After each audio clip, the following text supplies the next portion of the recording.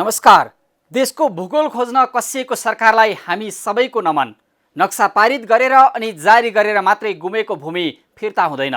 सरकारको कूटनीतिक उपस्थिति र भारतमाथिको दबाब थप सशक्त बनोस्। यसमा हामी सबै नागरिकले सरकारलाई आँट भरौँ र साथ दिउँ।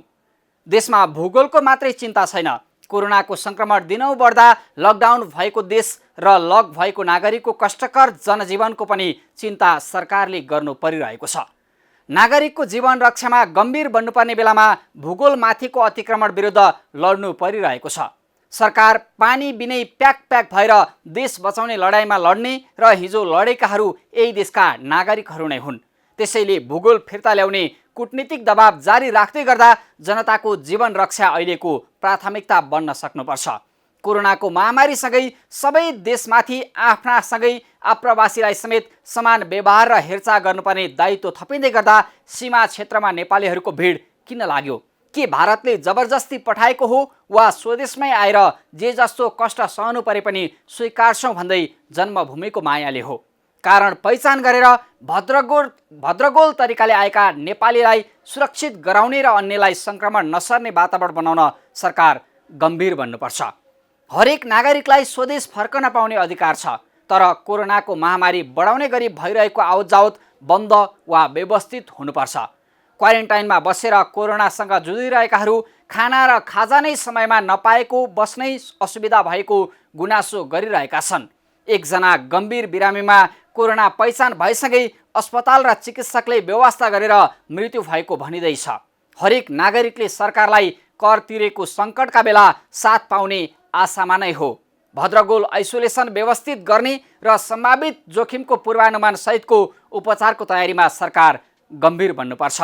कोरोनाको महामारी बढाउने कारण पहिचान गर्दै निवारण खोज्न र नागरिकको जीवन रक्षामा प्रधानमन्त्री, मुख्यमन्त्री, मन्त्री अनि स्थानीय सरकारका शासकहरू गम्भीर बनुन्। आउनुहोस् सुरु गरौँ आम जनताले बेहोरेको समस्या, अभाव र सरकारी सेवा सुविधाको झन्झट समाधानको सारथी बन्ने कार्यक्रम जनताको इजलास। म पुण्य प्रसाद धमला। कार्यक्रमको सुरुवातमा हेरौँ यो झलक।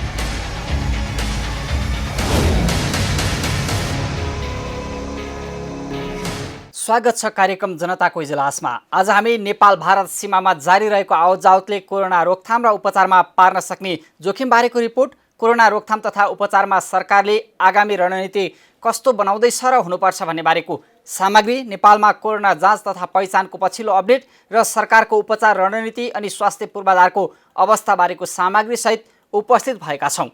अब पहिलो विषयको कुरा गरौँ। देश कोरोनाको महामारी रोकथामका लागि भन्दै ठप्प पारिएको 2 महिना पुग्यो, तर यो बीचमा लकडाउन उल्लङ्घन सहरदेखि सीमासम्मै भइरहे।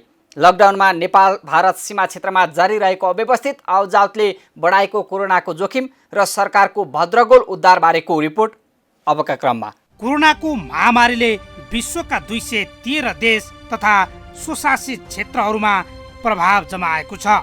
अमेरिका, रुस, Brazil, Spain, UK, Italy, France, जर्मनसँगै भारतमा समेत कोरोना संक्रमणको दर उच्च छ।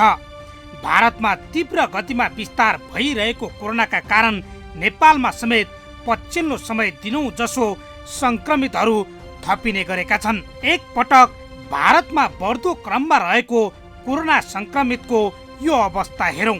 पछिल्लो 3 दिन अर्थात् मंगलबारदेखि शुक्रबार बिहानसम्म मात्रै भारतमा करिब 17,000 संक्रमित थपिएका छन्। मंगलबार 4,629, बुधबार 6,148 र बिहिबार 6,198 जना संक्रमित थपिएको अवस्थाले नै देखाइरहेको छ भारतमा कोरोनाको महामारी तीव्र गतिमा विस्तार भएको। पछिल्लो तथ्याङ्कले स्वयं भारतलाई मात्रै होइन नेपाललाई समेत असर गरेको देखिन्छ। किनकि पछिल्लो समय नेपालमा संक्रमित पहिचान भएकाहरू भारतबाट स्वदेश फर्किनेहरू नै सबैभन्दा बढी छन्। अझ कर्णाली प्रदेश, सुदूरपश्चिम प्रदेश र प्रदेश नम्बर 5 ले सीमा नाकामा अलपत्र परेकाहरूलाई उद्धार गर्दै धमाधम स्वदेश फर्काइरहेका छन्। उनीहरूको उद्धार तथा स्वदेश फिर्ताको काम हेर्दा लाग्छ कोरोनाको महामारी यहीँबाट थप भयावह बन्ने खतरा छ। यो हेरौँ।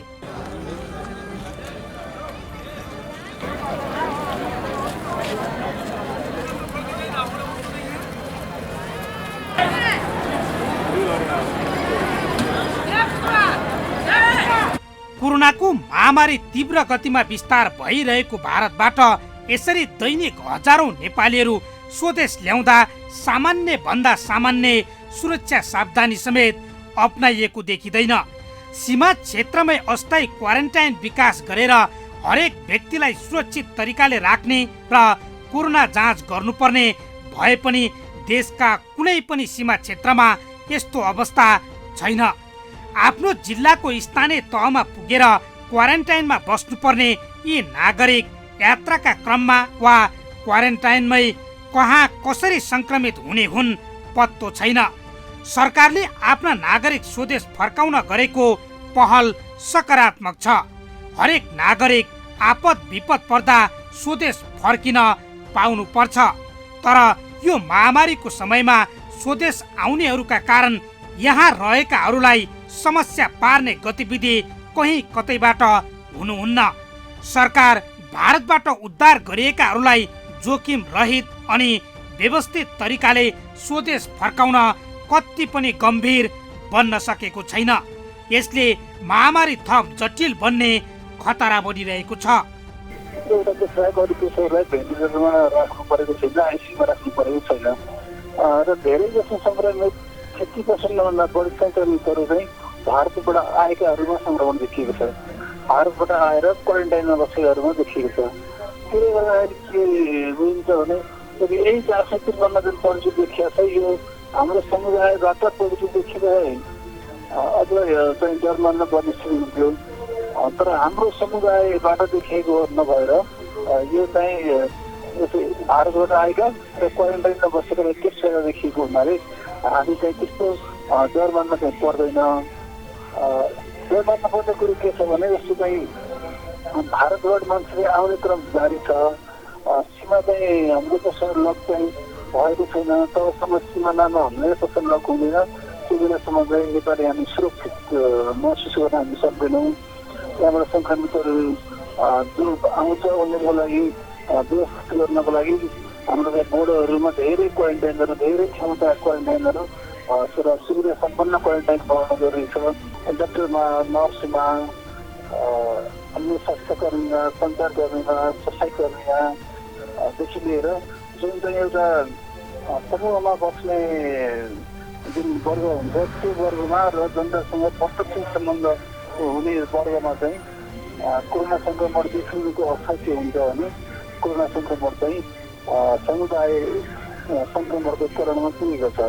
दिनहुँ नेपालमा संक्रमित बढिरहेका छन्। भारतबाट स्वदेश भित्रिएकाहरूकै कारण केही स्थानमा समुदाय स्तरमा समेत कोरोना फैलिएको छ र पनि आउने क्रम निरन्तर।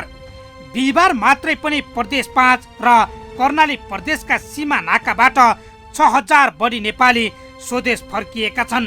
यो क्रम शुक्रबार पनि उही र उस्तै देखिएको छ। लकडाउनलाई निरन्तरता दिएर नेपाल भारत सीमा नाकामा भइरहेको आवतजावत रोक्न वा व्यवस्थित गर्न नसकेको सरकारले स्वास्थ्य जाँच, व्यवस्थित क्वारेन्टाइन अनि सुरक्षित यात्राको बन्दोबस्ती नै गर्न सकेको छैन। यसले जोखिम थप बढाएको छ। भारतबाट नेपाल भित्रिनेहरूको अवस्था र उनीहरूसँगै समाज टोललाई सुरक्षित राख्नु पर्नेमा भइरहेको व्यवस्था जिल्ला प्रशासन कार्यालय बाँकेका प्रमुख जिल्ला अधिकारीले दिएको यो जवाबबाट आफै झल्किन्छ। यो सुनौ। कति मान्छेले उसिले छ त्यहाँबाट? हामी गर्दैछौँ। अब यो क्रम जारी छ, कसरी इन्डिङ हुन आइसक्यो।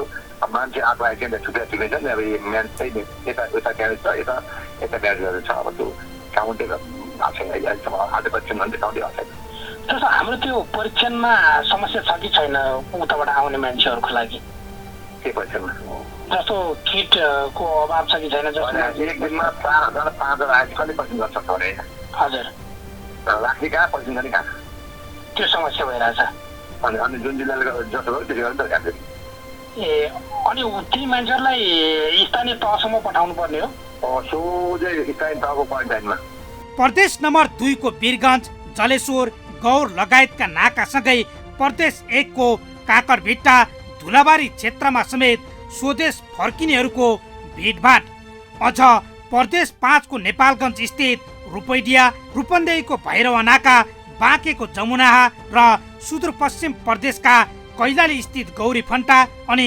कञ्चनपुरको गड्डा चौकी हुँदै स्वदेश फर्किनेहरू अहिले पनि हजारौं छन् यो भिडलाई व्यवस्थित गर्न मात्रै स्थानीय प्रशासनलाई हम्मे हम्मे भएको छ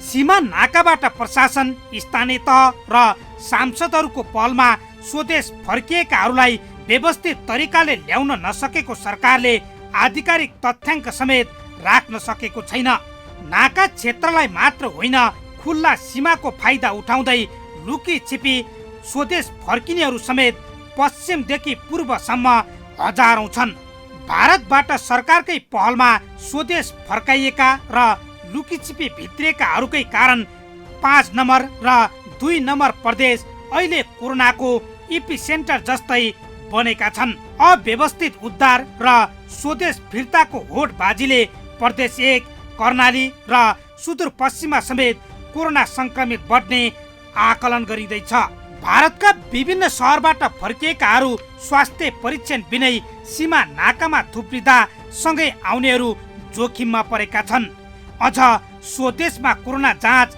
किट लगायतको अभावका कारण यसरी भित्रिनेहरूको समयमै परीक्षण भइहाल्छ भन्ने अवस्था छैन अस्तव्यस्त क्वारेन्टाइनका कारण कोही संक्रमित भइहाले अरूमा सर्ने जोखिम त छँदैछ क्वारेन्टाइनको कष्टकर बास र खानपानबाट आत्तिएर भाग्नेहरूका कारण पनि कोरोना परिवार हुँदै टोल टोलसम्म पुग्ने त होइन भन्ने चिन्ता थपिएको छ लकडाउन चलिरहँदा भारतीय पक्षले नेपालीलाई नाकासम्म आउन सहजै दिएका कारण दिनहुँ भिडभाड बढेको छ आवश्यक जाँच चाहिँ सुरक्षित तरिकाले ल्याउन नसक्दा संक्रमण एक व्यक्ति हुँदै विस्तार भई नेपालको उपचार सेवा समेत प्रभावित हुने खतरा छ अहिले नै कोरोनाको महामारी भइहाल्यो भन्ने अवस्था छैन किनकि अधिकांश संक्रमितहरू भारतबाट आएकाहरू छन् उनीहरूले कुनै कुनै क्षेत्रमा परिवार र व्यक्तिमा सारेको पछिल्लो अवस्थाले भने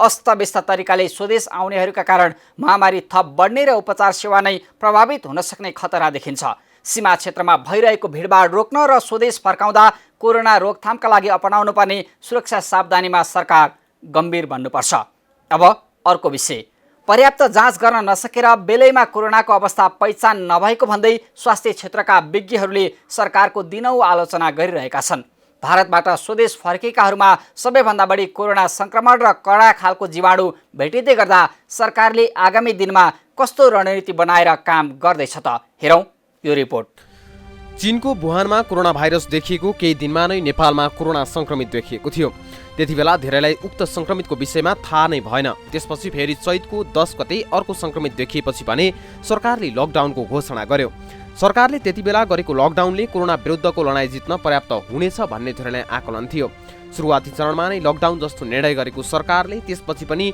त्यही अनुसारको तयारीलाई तीव्रता दिनेछ भन्ने आशा धेरैलाई लागेको थियो तर सरकारले लकडाउन बाहेक अरू ठोस योजना ल्याउनै सकेन आधारभूत आवश्यकता मानिने क्वारेन्टाइन र आइसोलेसनकै व्यवस्था पर्याप्त हुन सकेको छैन यस विषयमा सरकार अझै गम्भीर नभएको स्वास्थ्य तथा जनसङ्ख्या मन्त्रालयका सहप्रवक्ता डाक्टर समीर कुमार अधिकारीको यो भनाइबाट स्पष्ट हुन्छ यो अहिलेसम्म के हो भने पोजिटिभ केसहरू हुँदैमा सबै बिरामी भनेर भन्न मिल्दैन सबैलाई हस्पिटल चाहिन्छ भन्ने हुँदैन आइसियु भेन्टिलेटर चाहिने भन्ने हुँदैन त्यसमध्ये केही प्रतिशतलाई चाहिने हुन्छ तर सुरुका चरणमा हामीले भएका रोगहरूलाई हस्पिटलभित्रै चाहिँ राखेर कन्टेनमेन्ट गर्न सकौँ, त्यहीँ नियन्त्रण गर्न सकिन्छ कि भनेर सबै केसहरूलाई हस्पिटल लैजाँदै गर्ने अवस्था हो। त्यहाँ लगेर धेरै उपचार गर्नु परेको, केही दिनु परेको अवस्था छैन। तर केसहरू बढ्दै गएपछि सबैलाई हस्पिटल राख्न सकिँदैन। मौलिक हकमा नै समेटेको कुरा स्वास्थ्य सेवामा सरकार खासै गम्भीर बन्न सकेको छैन। न त आगामी योजना नै प्रष्ट छ। जनस्वास्थ्यविदहरूले भने कोरोनाको PCR परीक्षणलाई तीव्रता दिनुपर्नेमा जोड दिइरहेका छन्।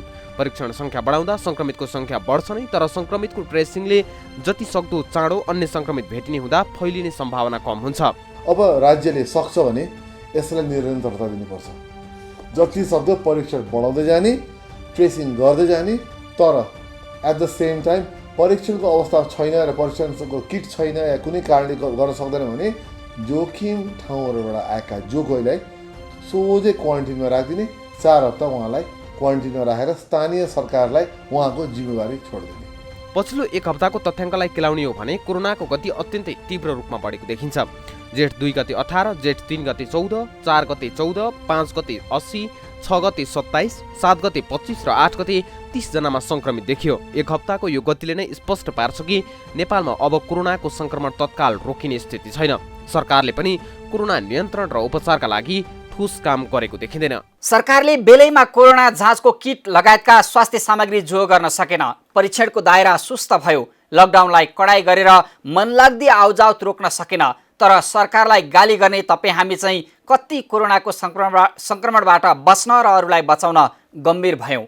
सरकारले कोरोना जाँच र स्वास्थ्य पूर्वाधार व्यवस्थापनमा गरेको कमजोरी सुधारोस् अनि तपाईँ हामी सुरक्षित र सचेत बनाऊ। अब कोरोना परीक्षण र पहिचानको पछिल्लो अवस्थाबारे स्वास्थ्य तथा जनसङ्ख्या मन्त्रालयले दिएको यो जानकारी हेरौँ। पहिलो अपडेट मैले प्रयोगशालाको परीक्षणबाट गराउन चाहन्छु। PCR विधिबाट हालसम्म गरिएका परीक्षणहरूको सङ्ख्या 42,488 पुगेको छ। त्यसैगरी RDT विधिबाट गरिएका परीक्षणहरूको सङ्ख्या 82,116 पुगेको छ। गत 24 घण्टामा मात्र PCR विधिबाट थप 3,819 वटा परीक्षणहरू भएका छन्। त्यसैगरी RDT विधिबाट 3,421 वटा थप परीक्षणहरू भएका छन्। प्रादेशिक विवरण हामीलाई प्राप्त भएको छ, सो विवरणको जानकारी दिन चाहन्छु। RDT परीक्षणको सङ्ख्या प्रदेश 1 मा 9,920, प्रदेश नम्बर 2 मा 6,295, बागमती प्रदेशमा 19,093, त्यसैगरी गण्डकी प्रदेशमा 7,018, प्रदेश नम्बर 5 मा 11,481, कर्णाली प्रदेशमा 8,601 र सुदूरपश्चिम प्रदेशमा 19,708 वटा गरी कुल 82,116 वटा RDT विधिबाट नमुना परीक्षणहरू हालसम्म सम्पन्न भएका छन्। क्वारेन्टाइनमा रहेका व्यक्तिहरूको प्रादेशिक विवरण दिन चाहन्छु। प्रदेश नम्बर 1 मा 1,414 जना क्वारेन्टाइनमा हुनुहुन्छ। त्यसैगरी प्रदेश नम्बर 2 मा 5,906 जना, बागमती प्रदेशमा 478 जना, गण्डकी प्रदेशमा 678, त्यसैगरी प्रदेश नम्बर 5 मा 15,989 जना, कर्णाली प्रदेशमा 735 जना र सुदूरपश्चिम प्रदेशमा 2,629 जना गरी कुल 27,829 जना क्वारेन्टाइनमा रहनुभएको छ। आइसोलेसनमा पुष्टि भएका केसहरू सङ्क्रमितहरू रहनुभएको छ। सो प्रादेशिक विवरण अनुसार प्रदेश नम्बर 1 मा 58 जना, प्रदेश नम्बर 2 मा 145 जना, बागमती प्रदेशमा 18 जना, गण्डकी प्रदेशमा 3 जना, प्रदेश नम्बर 5 मा 203 जना, कर्णाली प्रदेशमा 1 जना र सुदूरपश्चिम प्रदेशमा 5 जना गरी कुल 433 जना आइसोलेसनमा पुष्टि भएका केसहरू रहनुभएको छ भने डिस्चार्ज भएकाहरूको प्रादेशिक विवरण यस प्रकार छ। प्रदेश नम्बर 1 मा 26 जना, प्रदेश नम्बर 2 मा 6 जना, बागमती प्रदेशमा 9 जना, गण्डकी प्रदेशमा 2 जना, प्रदेश नम्बर 5 मा 22 जना र सुदूरपश्चिम प्रदेशमा 5 जना गरी कुल 70 जना आजसम्म डिस्चार्ज हुनुभएको छ। आज पछिल्लो अपडेट अनुसार डिस्चार्ज भएका व्यक्तिहरूको विवरण यस प्रकार छ। सुशील कोइराला प्रखर क्यान्सरको प्रखर अस्पताल नेपालगञ्ज बाँकेमा उपचारमा रहनुभएका 21 जना नेपालगञ्ज उपमहानगरपालिका 8 का व्यक्तिहरू जो पीसीआरको नेगेटिभ परीक्षणको नतिजा पश्चात डिस्चार्ज हुनुभएको छ। डिस्चार्ज हुनेहरूमा महिला 9 जना र पुरुष 12 जना हुनुहुन्छ, जो 1 देखि 60 वर्ष उमेरका व्यक्तिहरू हुनुहुन्छ। उहाँहरू 17औं देखि 20औं दिनमा डिस्चार्ज हुनुभएको हो। कल सेन्टरको अपडेट दिन चाहन्छु। हाम्रो 2वटा कल सेन्टरहरू जहाँ यहाँहरूले निशुल्क रूपमा आफ्नो कोभिड-19 सँगको स्वास्थ्यको अवस्थामा र यो सम्बन्धी जिज्ञासाहरू सोध्न र राख्न सक्नुहुन्छ। सो कल सेन्टरहरूमा कल गर्ने पछिल्लो 24 घण्टामा व्यक्तिहरूको संख्या 1742 जना रहनुभएको छ। उक्त सबै व्यक्तिहरूको कलहरूको हाम्रा स्वास्थ्यकर्मी तथा चिकित्सकहरूले सम्बोधन गर्नुभएको छ। हाम्रो 2वटा एप्लिकेसनहरू, मोबाइल एप्लिकेसन हाम्रो स्वास्थ्य र हाम्रो विशेष वेब पेज छ covid19.mohp.gov.np। यो 2वटा एप्लिकेसनहरूमा आफ्नो स्वास्थ्यको बारेमा स्वमूल्याङ्कन फारम भर्ने व्यक्तिहरूको आजसम्मको संख्या 47,261 छ। गत 24 घण्टामा मात्र थप 834 जनाले सो फारम भर्नुभएको छ। यानि कि आफ्नो स्वास्थ्यको विवरण भरेर आफू संक्रमित भए नभएको सम्भावना यहाँहरूले त्यसबाट थाहा पाउन सक्नुहुन्छ। जस अनुसार थप 4 जना रेड जोनमा पर्नुभएको छ, यानि कि सम्भावित संक्रमितको लाइनमा रहनुभएको छ। आजसम्म कुल सो लाइनमा रहने व्यक्तिहरू 439 जना हुनुहुन्छ। उहाँहरूको धेरै जसोको एपिडेमियोलोजी तथा रोग नियन्त्रण महाशाखा मार्फत कन्ट्याक्ट ट्रेसिङको कार्य सम्पन्न भएको छ। पोजिटिभ देखिएका व्यक्तिहरूको स्थायी ठेगाना र उहाँहरूको हालको ठेगानाको तालमेल अनुसार कन्ट्याक्ट ट्रेसिङको काम एपिडेमियोलोजी तथा रोग नियन्त्रण महाशाखा मार्फत सुरु भएको छ। हालसम्म संक्रमित जिल्लाहरू 40, जसमध्ये प्रदेश नम्बर 1 मा 85, 2 मा 151, बागमती प्रदेशमा 28, गण्डकीमा 5, प्रदेश नम्बर 5 मा 227, कर्णाली प्रदेशमा 1 र सुदूरपश्चिममा 10 गरी जम्मा कुल संक्रमितको संख्या आजसम्म 507 भएको छ। अन्तिममा केही अनुरोध साथ आज सबैभन्दा धेरै डिस्चार्ज भएको यानि कि संक्रमित व्यक्तिहरू जो संक्रमणलाई जितेर घर फर्किनु भएको छ सो संख्या 21 छ। यही सन्दर्भमा केही अनुरोधहरू स्वास्थ्य तथा जनसंख्या मन्त्रालयको तर्फबाट गर्न चाहन्छु र यो अनुरोध मैले संक्रमित व्यक्तिहरू जो निको भएर घर फर्किनु भयो उहाँहरूको आफ्नो भनाई, उहाँहरूको आफ्नो सोचाइ, अस्पताल रहदासम्मको उहाँहरूको भोगाई इत्यादिको आधारमा तयार पारेका छौं। धेरै जसोले जटिलता नभएको सामान्य रूपमा आफूले अस्पतालको समय व्यतीत गरेको भन्नुभएको छ। हामीलाई पनि लागेको छ धेरै संक्रमित व्यक्तिहरू जटिल अवस्थामा हुनुहुन्न, तर यसो भन्दै गर्दा हामीले आफ्नो देशमा यो संक्रमणबाट मृत्यु पनि भोगिसकेका छौं। यो एउटा गम्भीर विषय हो, हामीले त्यसतर्फ धेरै ध्यान पुर्याउन जरुरी छ। धेरै जसो ठाउँहरूमा केही हुँदैन, यो सामान्य हो भनेर पनि केही हेलचक्राइहरू भएको सोचमा चाहिँ अब केही हुँदैन ठिकै छ भन्ने जस्तो सोचहरू पनि आएको भन्ने हामीले सुनेका छौं। त्यसो पटक्कै होइन, चुनौतीका दिनहरू आउन बाँकी छन्। त्यसले गर्दा यो कोभिड-19 को संक्रमणको नियन्त्रण र रोकथाममा जिम्मेवार बनेर हामी सबैले हातेमालो गर्नुपर्छ भन्न चाहन्छु। धेरै जसोले मनमा विश्वास भएको तर विज्ञानले चुनौती दिएको कुराहरू गर्नुभएको छ। यो मनमा विश्वास हुने, आत्मबल बढेको कुरा त्यहाँ रहँदै गर्दा डिस्चार्ज भइसकेपछि जुन कुरा उहाँहरूले सुनाउनु भएको छ त्यो अत्यन्त सकारात्मक कुरा हो।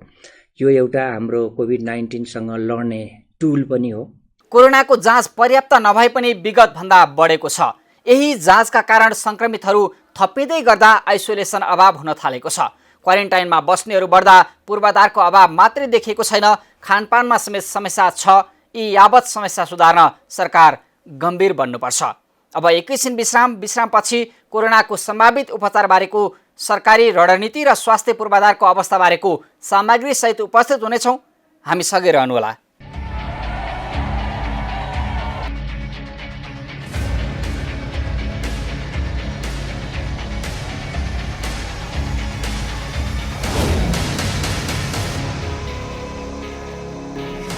विश्रामपछि स्वागत छ। तपाईहरू हेर्दै हुनुहुन्छ कार्यक्रम जनताको इजलास। कोरोनाका 1-2 सङ्क्रमित पहिचान हुँदा सरकारी अधिकारीहरू दाबी गर्थे 100 भन्दा माथि सङ्क्रमित हुनै दिन्नौ, कसैले पनि कोरोनाका कारण मर्नुपर्ने अवस्था आउँदैन। सरकारी दाबीलाई चुनौती दिँदै बढ्दै गरेका सङ्क्रमित र 3 जनाको कोरोनाकै कारण मृत्यु भइसक्दा सरकारको उपचार रणनीति र पूर्वाधारको अवस्था कस्तो छ त हेरौँ यो रिपोर्ट। कोरोनाको महामारीसँगै देश 2 महिनादेखि लकडाउन छ। देशको अर्थतन्त्र, उद्योगी व्यापारीहरूको कल कारखाना व्यवसाय अनि हरेक नागरिकको जनजीवन अस्तव्यस्त बन्दै गर्दा सङ्क्रमितहरू दैनिक जसो बढिरहेका छन्।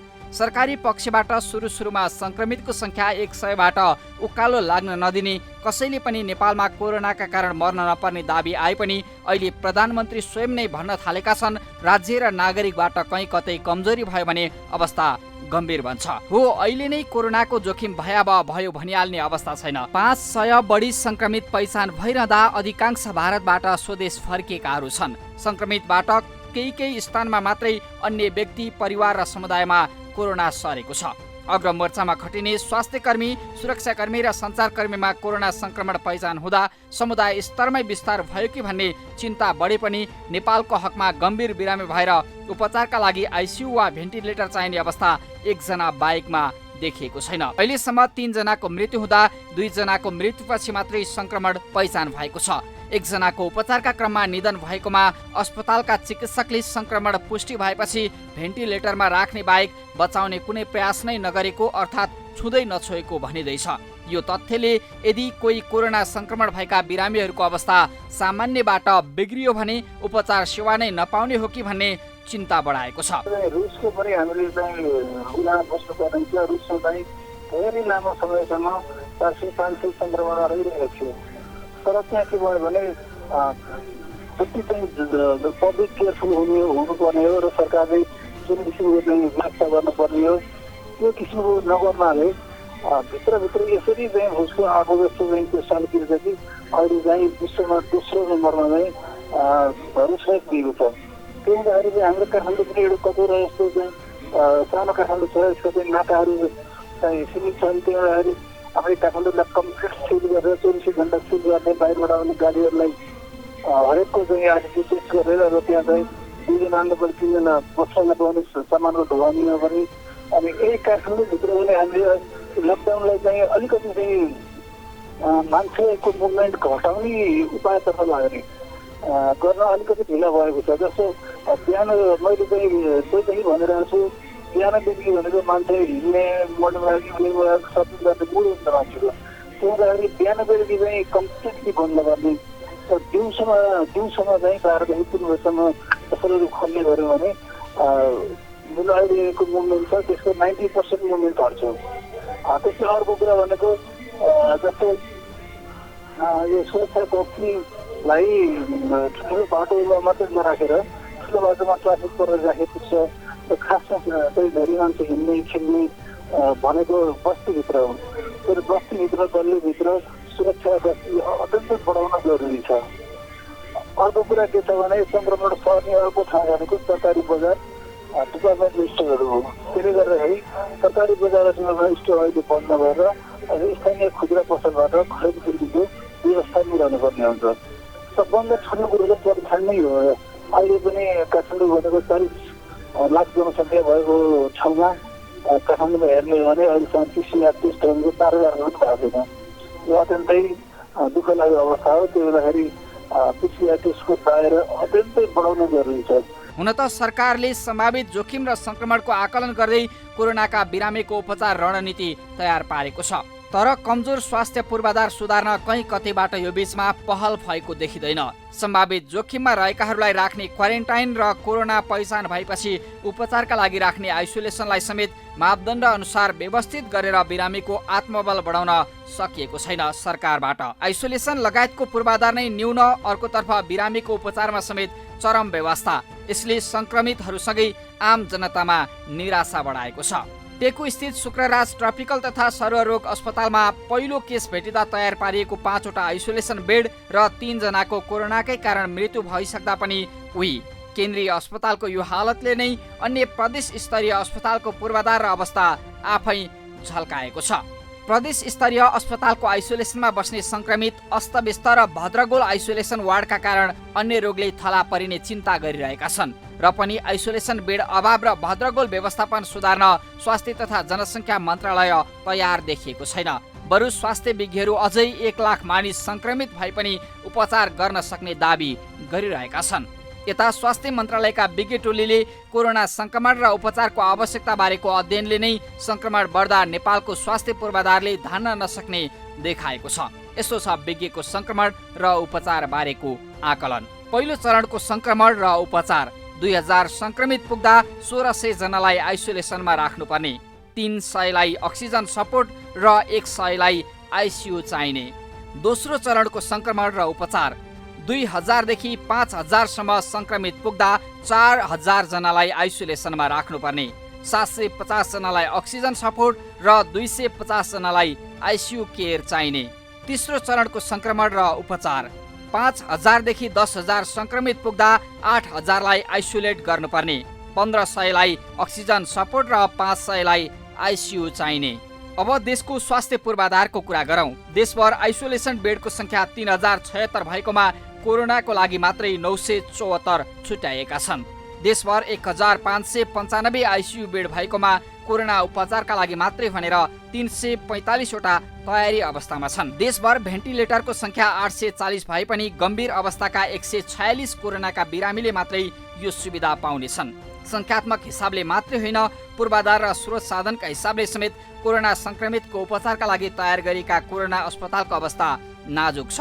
तातो पानी पिउन नपाएको, चाउचाउ र बिस्कुट खाएर कोरोनासँग सङ्घर्ष गर्नु परेको, खानपान राम्रो नभएको भन्दै कोरोना अस्पतालबाटै आउने गुनासो गर्नेहरूलाई कहिलेसम्म व्यवस्था गरिरहने सरकार?